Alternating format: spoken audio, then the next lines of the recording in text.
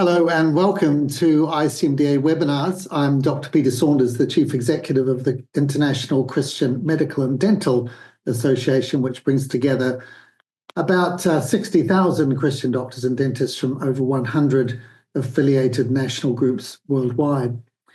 And today, our 234th webinar since COVID began is on transgenderism through the lens of neuroscience. And our speaker, we're welcoming back Dr. Stephen Willing, and I'll introduce him fairly shortly. So transgenderism describes an individual who identifies with a gender that does not correspond to their biological sex.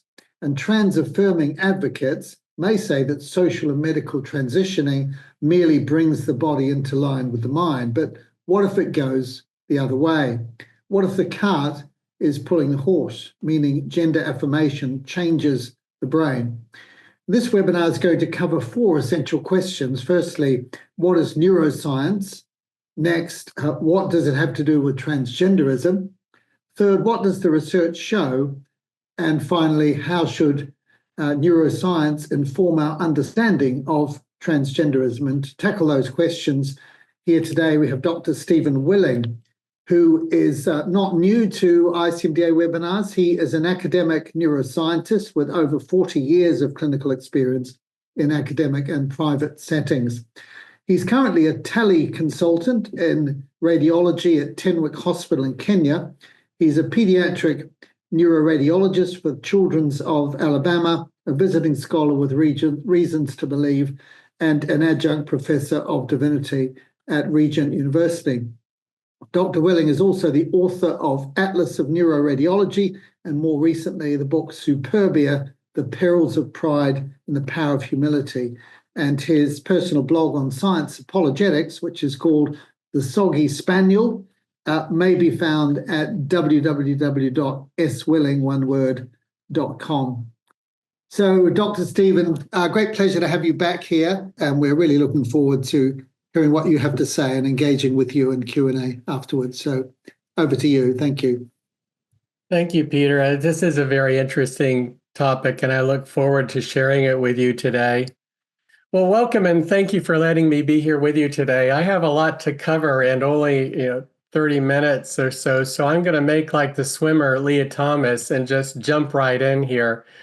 What is transgenderism? This term is more loaded than you might think. Actually, the suffix ism can describe a disease condition like autism or hypothyroidism, a habit or predilection like altruism or racism, or even an ideology like capitalism or Marxism. So some activists object to use of the word transgenderism because it makes it sound like it's just an ideology. But I did a quick search on Google Scholar and found out over 28,000 scholarly papers that use this term, so I'm going to go with it. For the next 30 minutes, transgenderism simply means the state of being transgender, whatever that means. So what does it mean? Most commonly, it describes an individual who identifies with a gender that does not correspond to their sex. Beyond that, we run quite suddenly into a series of contradictions and conundrums. What is gender? Nobody can agree on that. As reported this summer, a 5-year project funded by the EU was unable to agree on a definition despite over $4 million in funding. Let me read a quote from their report. Quote, with teams from a variety of backgrounds, it was important to explore definitions of sex and gender in our discussions. What clearly emerged from the study pre-presentations and ensuing discussions was that sex and gender often interacted and were difficult to tease apart.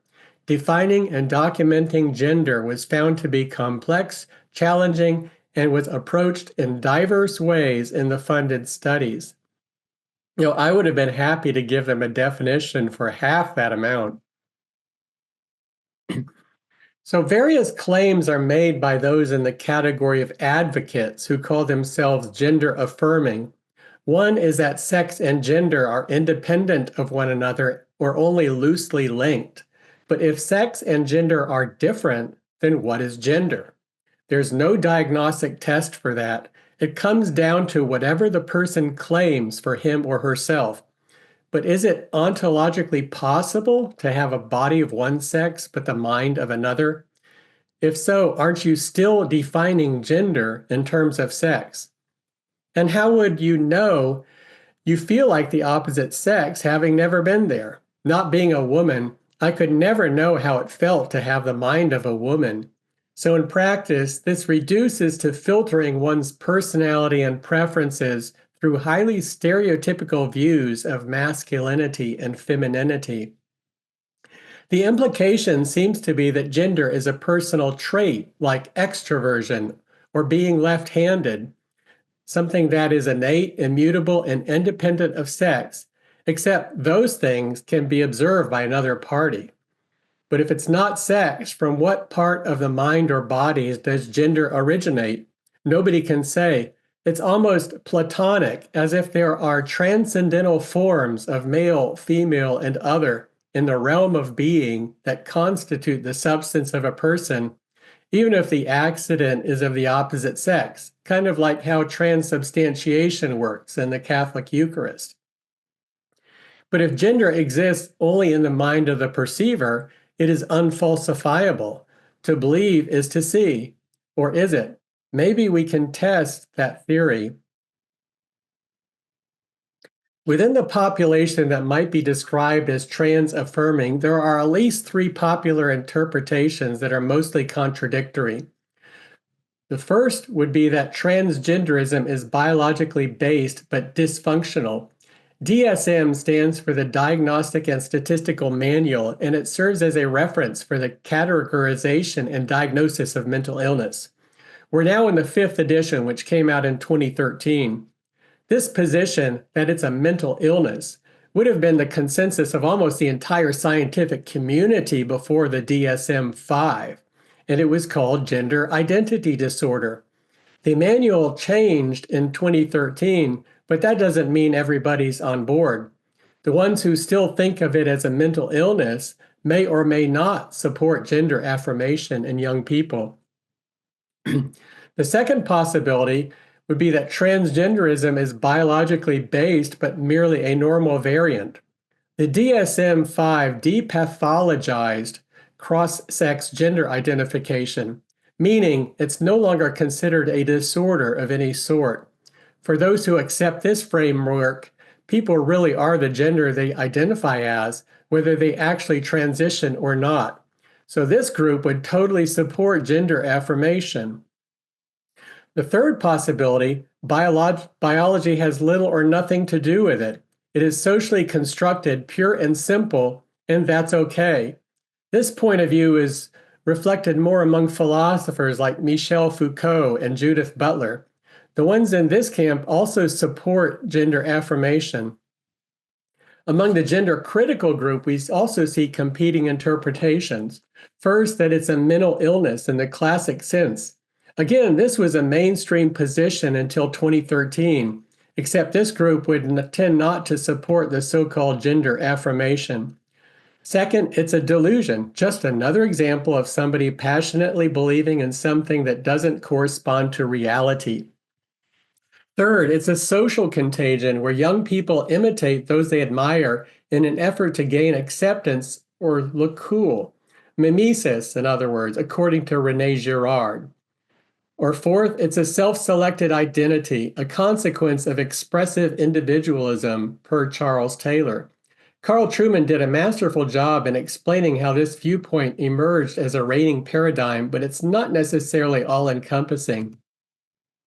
So, like I said, these explanations are not mutually exclusive. Most of these could be true in some cases, although the normal variant viewpoint doesn't mesh well with other positions. On the other hand, it's interesting that the last three gender-critical explanations are perfectly consistent with it being a social construct, differing from Judith Butler only in the sense of it being a negative thing. So with so many viewpoints, you can see why there might be so much heat and so little light. It's difficult to either prove or disprove something when nobody can agree on what it is. It's like nailing Jell-O to the wall. So how does neuroscience factor into this discussion? In several ways.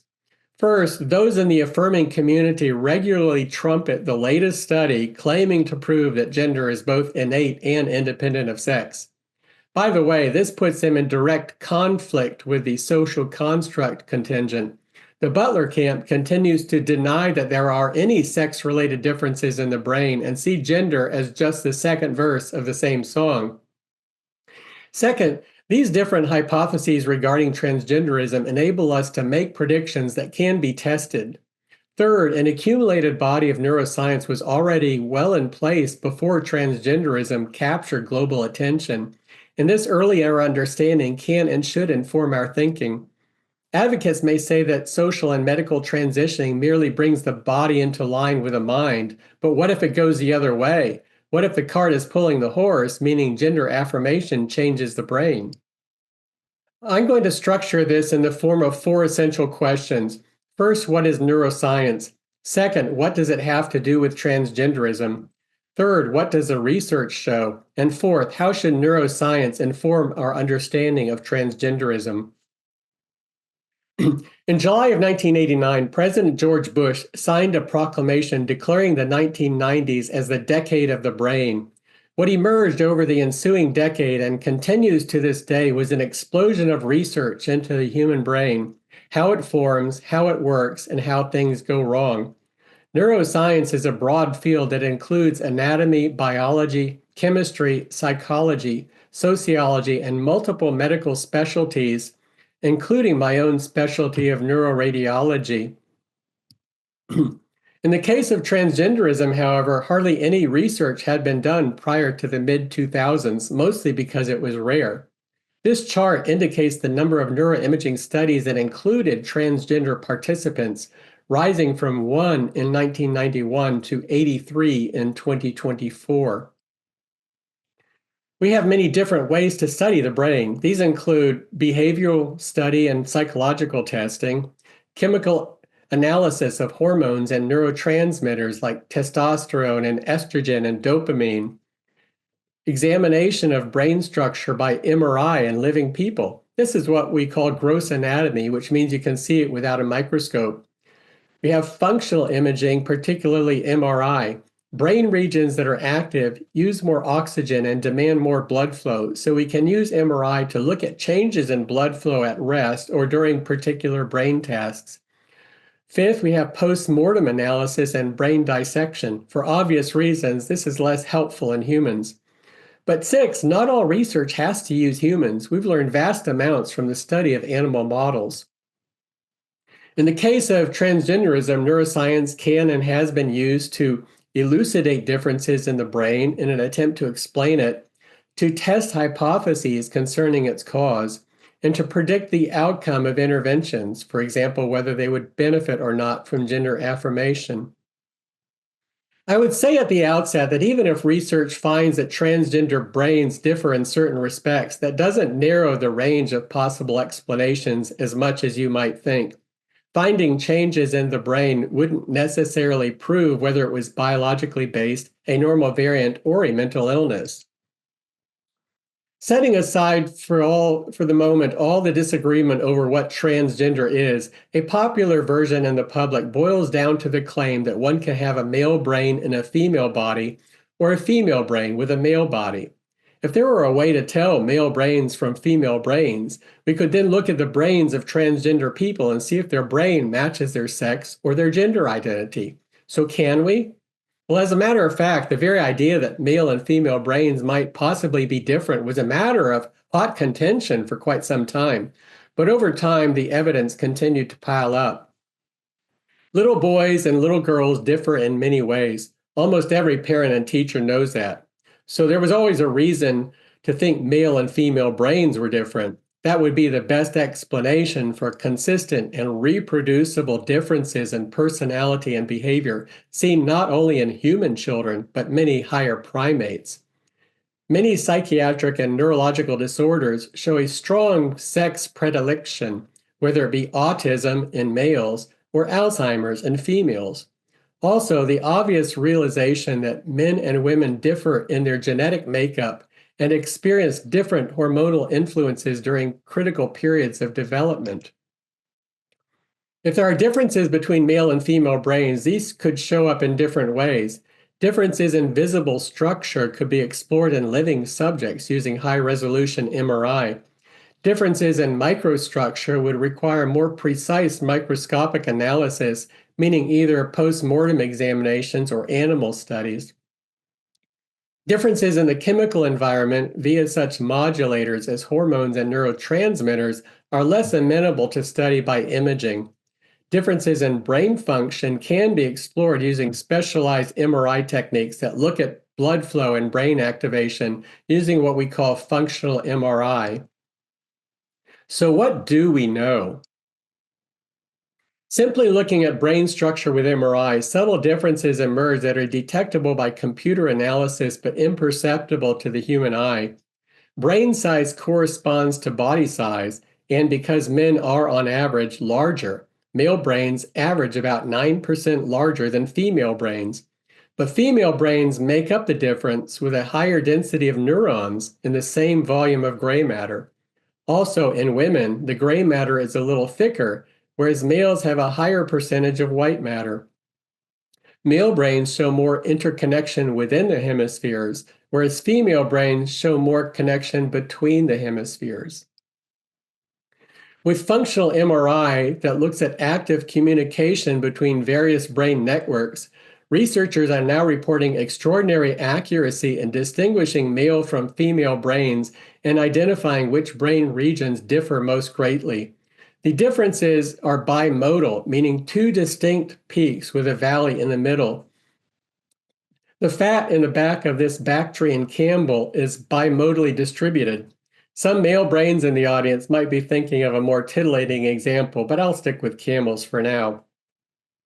Bimodal is really quite different from a spectrum or continuum, and these brain differences begin to develop in utero in response to circulating sex hormones. They're in place long before puberty. By the middle of the last decade, most neuroscientists considered the matter as settled. The entire January 2017 issue of the Journal of Neuroscience Research was dedicated to evidence for sex-based brain differences. In his introduction, journal editor Larry Cahill wrote, "The notion that sex matters fundamentally, powerfully, and pervasively for all of neuroscience, not just for reproduction, is an idea whose time indeed has come. This has been effectively settled, but that doesn't mean there aren't still a lot of diehards who refuse to bow to the evidence. Almost all of them are in the Judith Butler camp."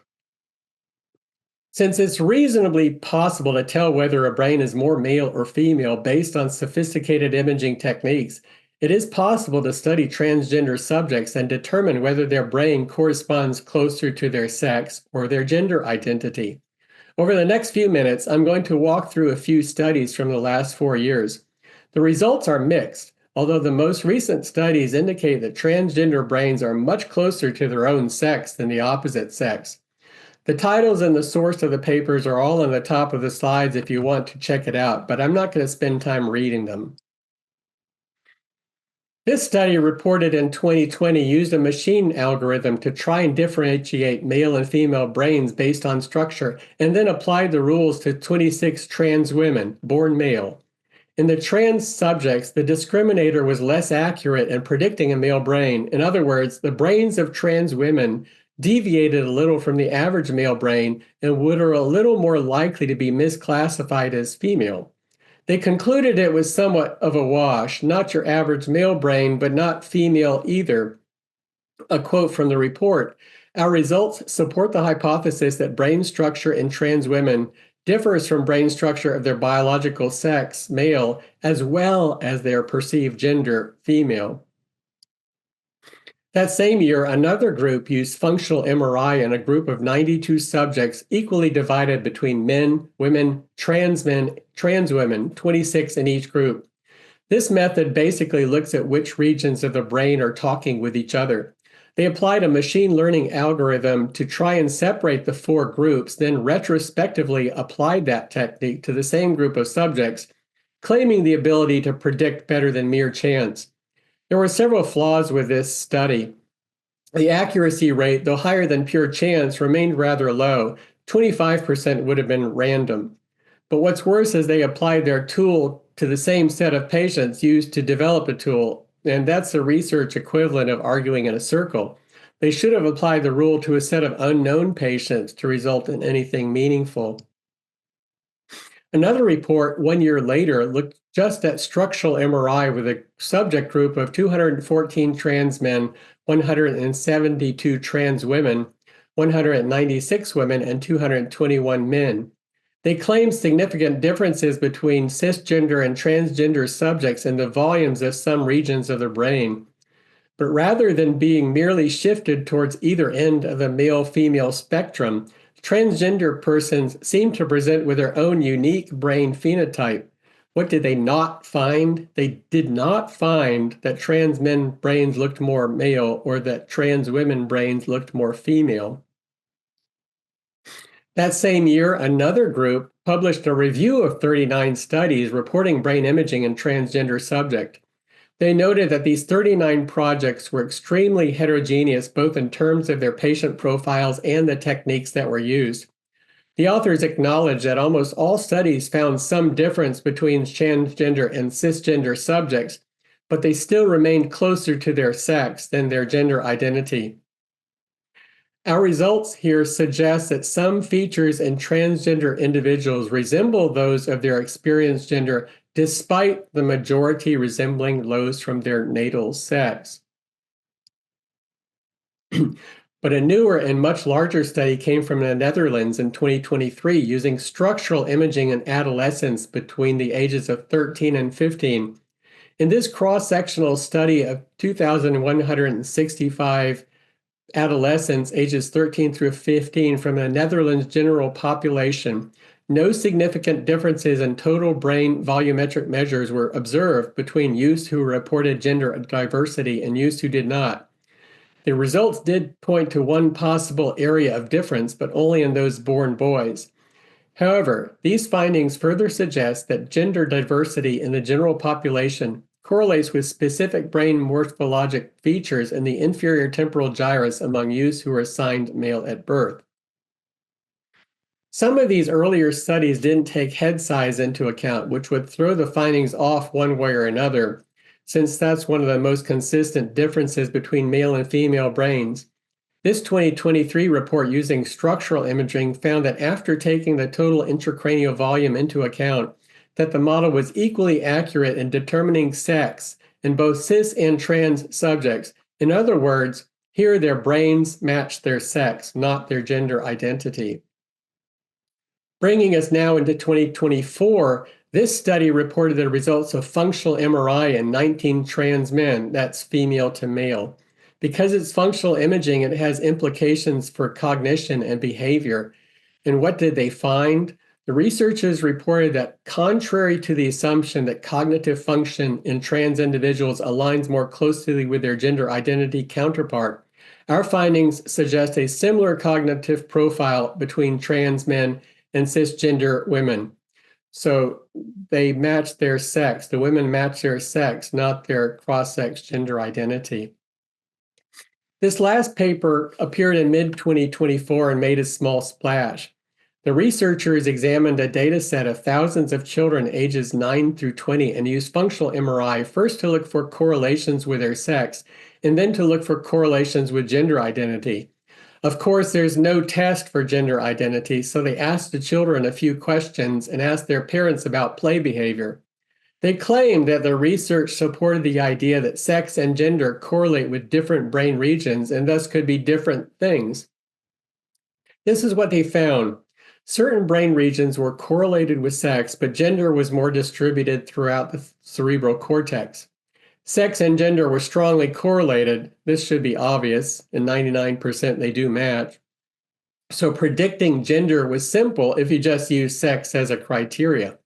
However, their ability to predict gender apart from sex was far less accurate. So if the person was of one sex but identified as the opposite sex, they couldn't predict that. My critique of this would be that the deck was stacked the moment they defined gender. If you define gender in terms unrelated to biological sex, then that's likely what you're going to find. Finally, a major shortcoming of all these studies is that they don't attempt to distinguish between early and late onset cases, and some were entirely done on adults. They may not even be relevant to adolescent onset cases, which many of us believe should be in a category of their own. Since there's no diagnostic test for transgender, we really can't know if all of the transgender subjects were trans, nor whether all of the control subjects were not. It's really hard to study something that you can't define and can't objectively determine. Summing up all these reports, we can infer that in some respects, a transgender brain could be less masculinized in a male or less feminized in a female, but this is true of many who are not trans. Male and female brains differ, and the differences are in a bimodal distribution with some overlap. We've known for decades that the differences between boys and girls are population-wide and don't apply to every single child. Some girls are tomboys and some little boys are bookish. That can be called gender atypia or gender nonconformity. It's totally normal, and we see evidence of it reflected in those studies showing that male and female brains spread out along those curves. One thing on which almost everybody agrees is that gender is a matter of personal identification. Well, identity formation is also something that has been closely studied. Research has found that a personal identity is linked to an area of the brain called the medial prefrontal cortex, which is itself a part of the default mode network. This network is the one engaged in self-awareness, self-reflection, and daydreaming. So if being transgender is a matter of identity, of course it wouldn't be related to sex-different regions. It's exactly what anybody should predict. Regions of the brain that differ between sex are not related to regions of the brain associated with identity formation. Therefore, it's completely plausible that gender identity can conflict with sex. Furthermore, identity formation is heavily influenced by social factors. This can be why Lisa Littman and Abigail Schreier found that many adolescent and pre-adolescent girls were being shaped by social media. So in conclusion, what does transgenderism look like through the lens of neuroscience? First, there is so far no evidence that a person of one sex can have a brain of the opposite sex. Even the studies that found a difference found a very small one, and the subjects remain closer to their sex than their preferred gender. Second, be skeptical of all claims that imaging studies prove there is a transgender brain. Many earlier studies have been undermined by later research. Until somebody can actually define gender, I don't see how it could ever be proved. Third, identity and sex involve different regions of the brain, so it's possible for them to diverge, but that doesn't prove it's healthy or normal. Lastly, be wary that gender-affirming care is really gender-confirming care. What do I mean by that? The adult human brain is determined by a lot of factors beyond our genes.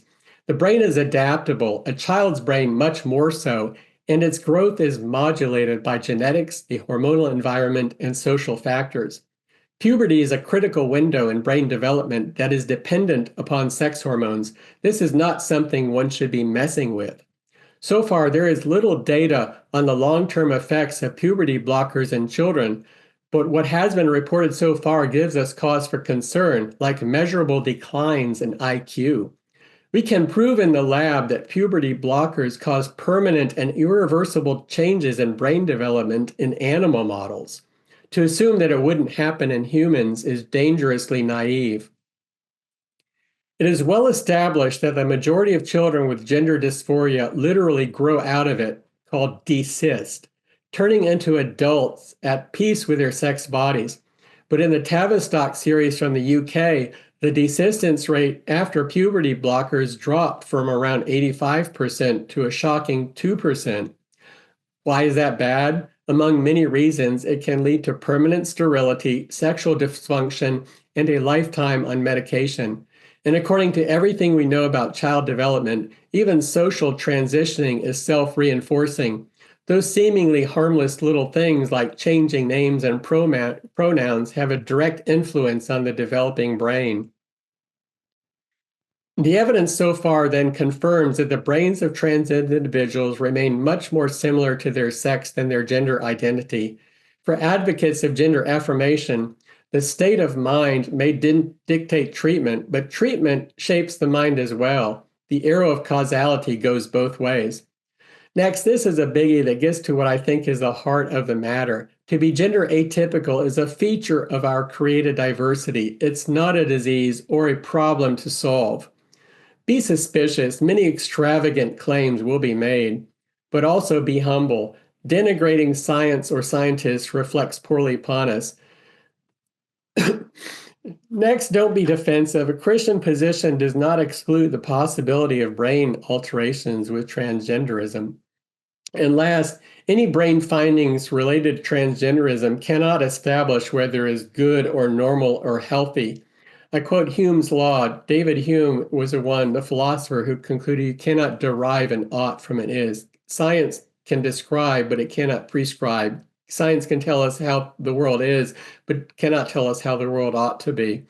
And so with all that, I will close and stop my share.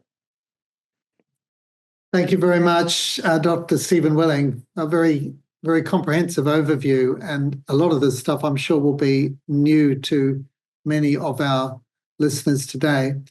We've got some good time now for question and answer. So I want to go back, Stephen, just to the whole issue of neuroplasticity. And you raised the question, does the behavior shape the brain, or the brain shape the behavior? In the UK here, we talk about, there's an anecdote about the brains of London taxi drivers, that if you look at these, of course, post-mortem, or I guess using sophisticated MRI imaging or something, you find that the part of the brain responsible for navigation is much better developed in London taxi drivers. In the same way, if you look at virtuoso violinists, then the part of the brain that's responsible for the fine movements of the fingers in the left hand is much better developed in non-violin players. And so it raises the question of the chicken and the egg. Do people with certain kinds of brains choose to become taxi drivers or violinists, or does the brain, does the practicing of driving a taxi or playing a violin,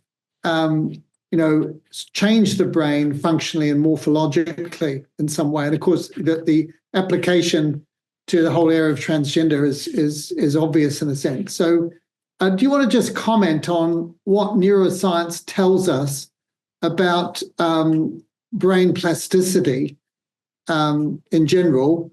Is the brain like a muscle that develops in a way?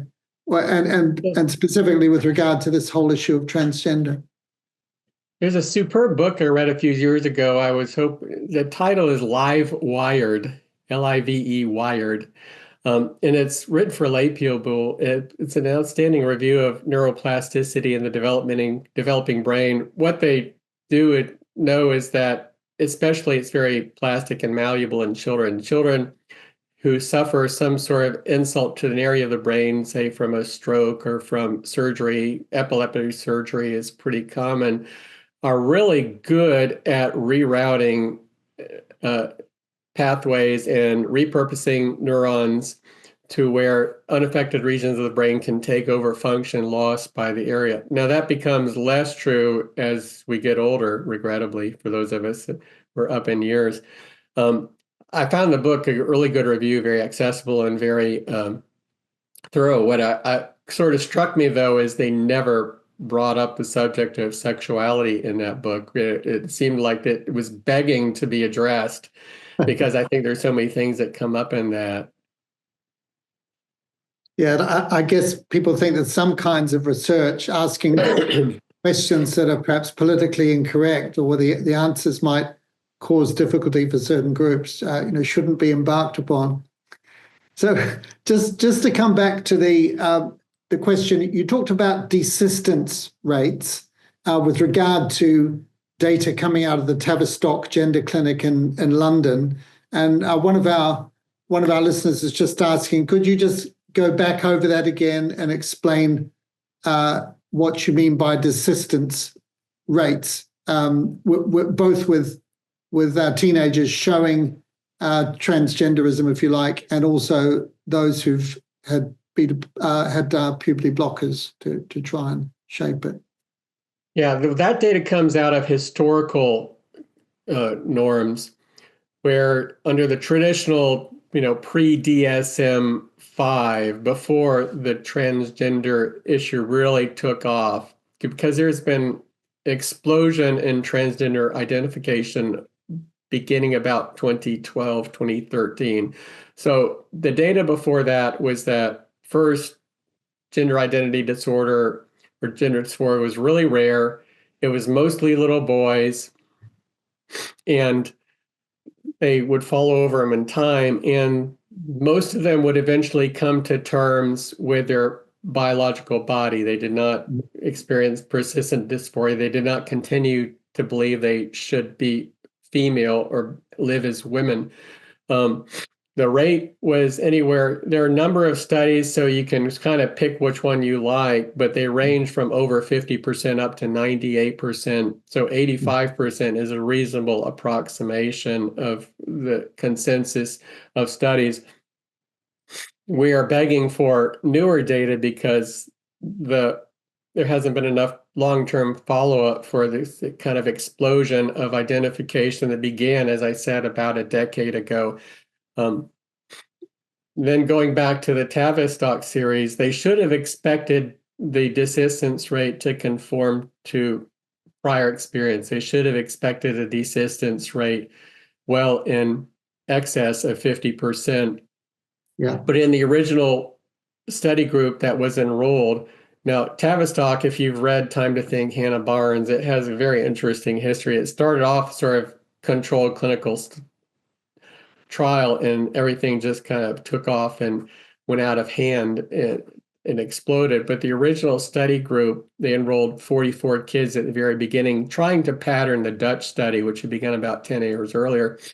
And the original study group of 44, when they did go back, had long-term follow-up, only one desisted. So there was a 98% persistence rate. The desistence rate dropped from an expected way over 50% down to 2%. So these were the kids who'd had puberty blockers. So that's once they started on gender affirmation and puberty blockers. So the implication here being that the medication locked them into a path that they probably would have gotten over had no intervention been performed. Yeah. Just a question here from Dr. Vicky Larvey, who's a GP in the UK, used to work with Christian Medical Fellowship.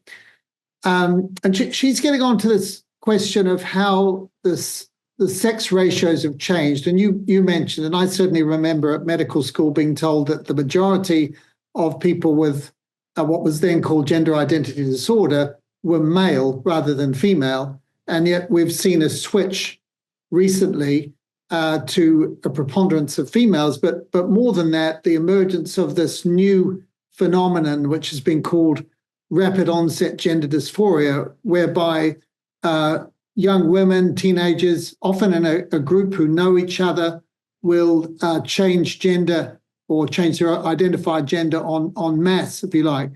And Dr. Vicky is asking, if you separate out people who've had gender dysphoria from an early age from those who've had it later as teenagers as part of rapid onset gender dysphoria, do you find any difference in neuroscience terms? I mean, has that even been studied?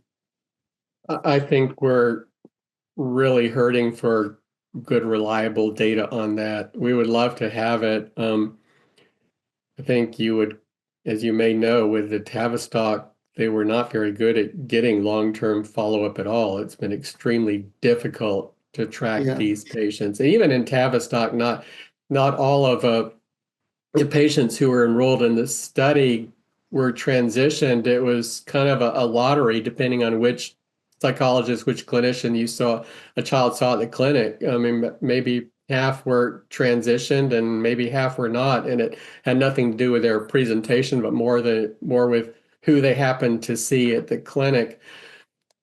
We just don't know, but referring to the preponderance of females, yes, the hypothesis is that it's females because the social media factors, the body pressures, that puberty seems to be more traumatic to young girls than it is to young men.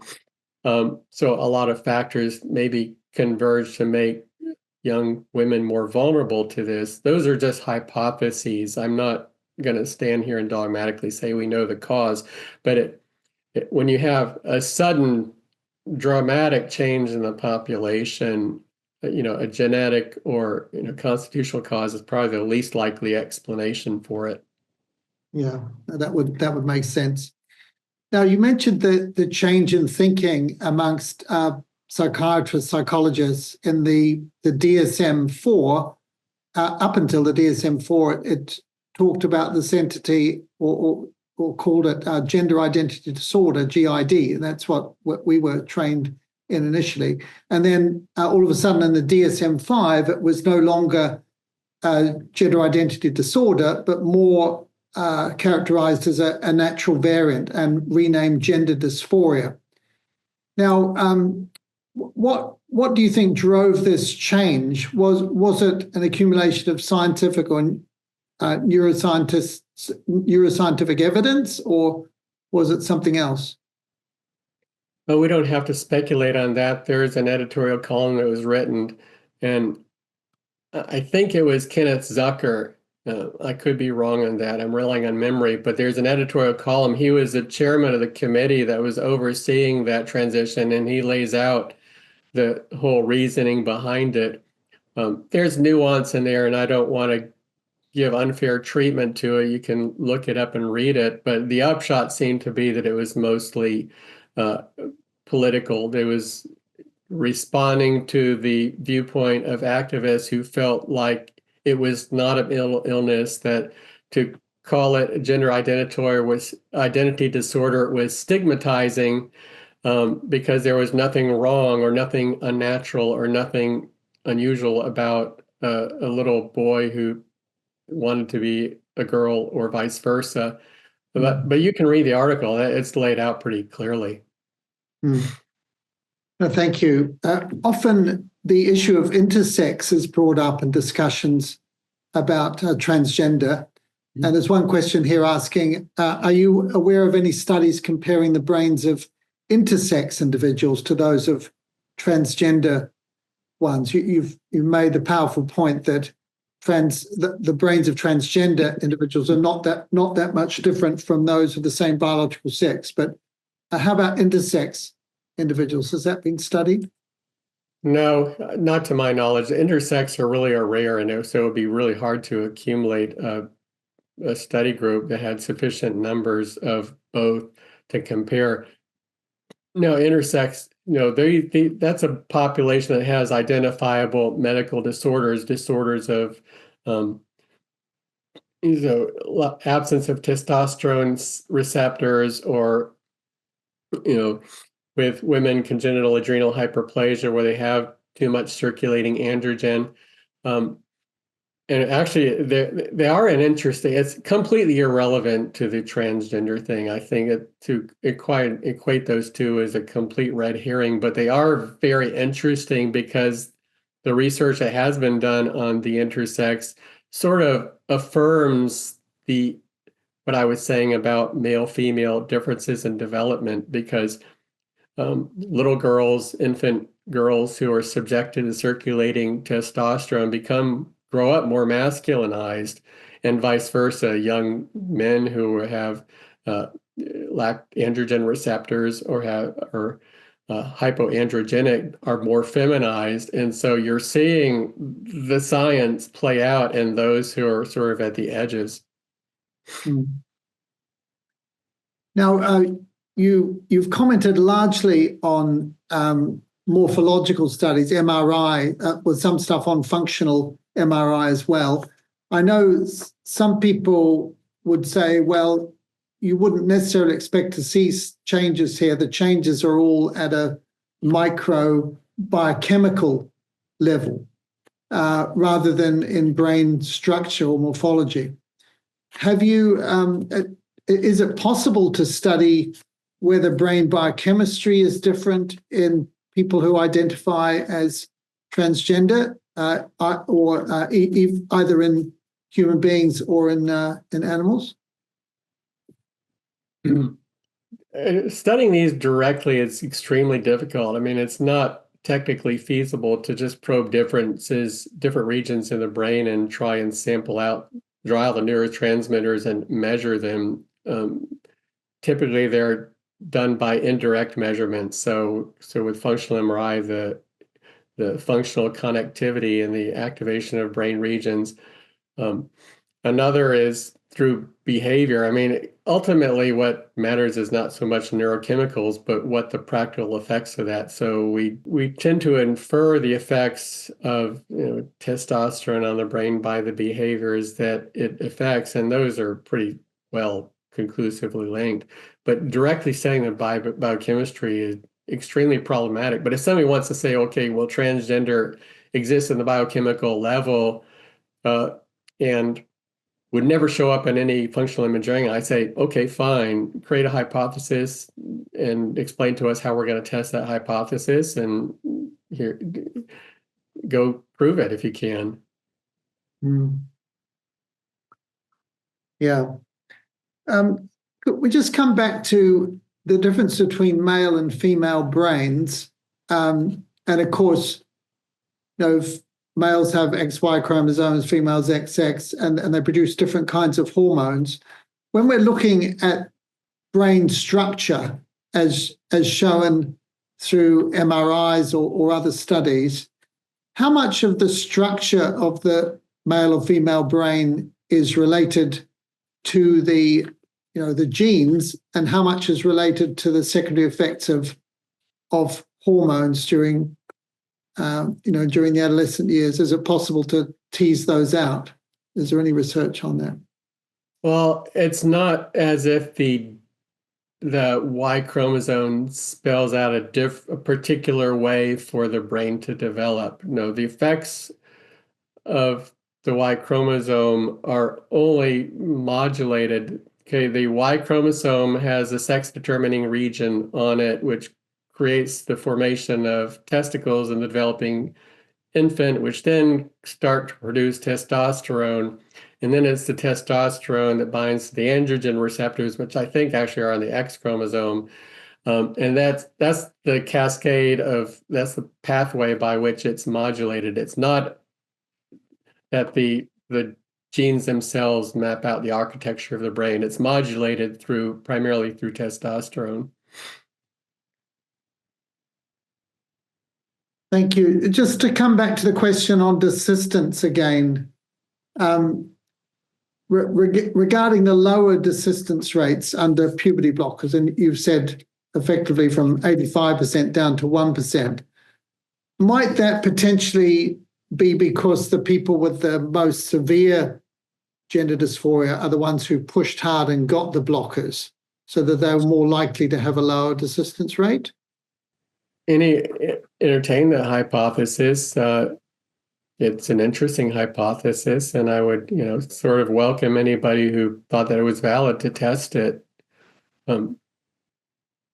I suppose you could, speculate on any number of explanations for what happened with that original study group of 44. But if anybody has an explanation, I think everything's on the table. Just test everything. Yeah. And don't prejudge, don't pre-commit. Yeah.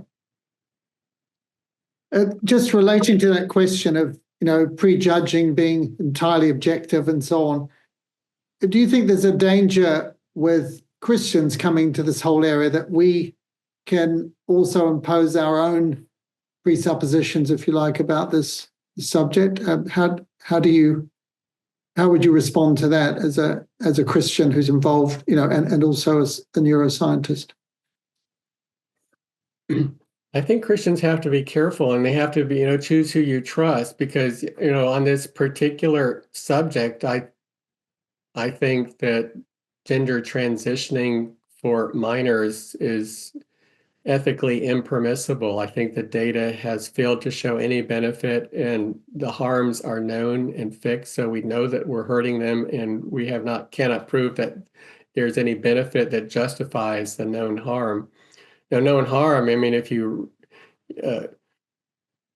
like any surgery is a known harm. It's just that surgery is done because the benefit outweighs the harm. But in transitioning of Myers, we don't have any evidence that the transitioning benefits. So I think it's a correct position, but I think Christians need to be cautious because how a non-medical person, a non-scientific person, how are they getting to that information? Hopefully it's by following the lead of trustworthy sources like the International Christian and Medical Dental Association, okay? But if they're just getting it off, if they're just getting their ideas off of Fox News or Breitbart or some blogger, that's very problematic because, yeah, they happen to be right on this, but what about the next issue that comes down? What if it's, okay, the measles vaccine, something highly controversial, or a list of other things? They could all of a sudden be following the same pathways of thinking and be terribly wrong. So I think Christians need to be careful, but especially choose your sources wisely and be humble. It certainly does seem that the more evidence that comes out, whether it's evidence on the kind of neuroscience that you've been reviewing today, or follow-up studies of children who are gender conflicted with and without treatment, that the world is becoming, at least in the academic sphere, much more gender critical. I remember back in 2017, when this whole issue really became a huge international phenomenon, it was a very lonely place to be gender critical at all, because most people had adopted a gender affirming stance, whereas and we felt that we were in a very small minority simply to answer questions. But it feels like in the last 7 or 8 years or so, the pendulum has really swung in the opposite direction, and that it's become perhaps even much safer to be gender critical because you're not alone in the crowd anymore. Is that your impression? Oh, yes. And we can particularly thank the UK, who's had some very courageous leaders who've come forward and spoke. J.K. Rowling being the probably most famous, but you have several others, I think, who've been real leaders in showing courage and standing against the tide. In case it doesn't come up, I think there's one little point that I like to throw into these discussions. And the issue comes up, okay, some of us who are gender critical are alleging that there is this contagion, this information cascade that's swept through the community where a large number of people in the profession believe something that's not true. Is there any evidence that this has happened before? And unequivocally, the answer is yes. We can look at past instances, like in the early 80s, late 70s, there was this explosion in diagnosis of multiple personality disorder, which was basically never science-based and ultimately debunked. That was shortly followed by the recovered memory craze, where this idea swept, especially young women and middle-aged women, but especially in women, the idea that all their psychological problems were due to repressed memories of sexual abuse that happened when they were infants or children and they couldn't repress. Well, that was debunked. And then in the 90s, we had the explosion of this idea that opiates are non-addictive and we're being underprescribed. And that led to was a major contributing factor to the opiate epidemic. So yes, there are documented instances in my lifetime where the medical and mental health communities went off the rails and have been shown to be wrong. And there was a major, major retreat from those positions. I would tend to put this in that category, but time will tell. We will know in another 10 or 20 years. Sure. Well, as we'd say, all truth is God's truth, whether it's the truth that comes through scriptures or the truth that we discover scientifically. And one would hope that in time the science would win out, and that people who've adopted a position because of some ideological preconception or presupposition or bias will be proved wrong by the science. But as you say, let's see what happens. But we're really grateful for you coming along and opening the subject. One question we didn't get to, which doesn't really require an answer, is just saying from the questions asked, it seems we need more talks on this topic, starting with the basics. What is gender? What is sex? What is gender dysphoria? And so on. And I'd refer you back to the ICMDA website. Go and search on transgender or gender dysphoria on the webinars, and you'll find we've done other things on this, and certainly we'll have others in the future as well. So, Dr. Stephen, thanks so much for your time and engagement with this issue and for leading us through the scientific research. Thank you to everyone for your questions. We didn't get to them all. And keep going for it. May the Lord bless you. Thank you.